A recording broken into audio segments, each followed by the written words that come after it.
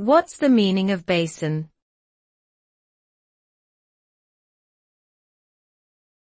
Basin.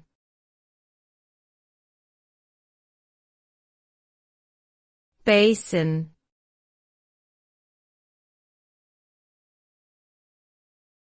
Basin.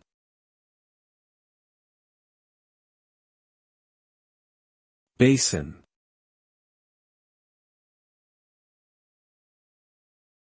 The term basin has multiple meanings depending on the context in which it is used. Generally, a basin refers to a large, low-lying area of land that drains into a river or ocean.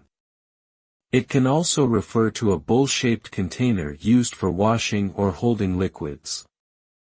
In geology, a basin is a depression in the Earth's crust that contains sedimentary rock layers. The term is also used in the oil and gas industry to refer to subsurface structures where oil and gas deposits are found. Overall, the term basin is a versatile word with various meanings in different fields and contexts.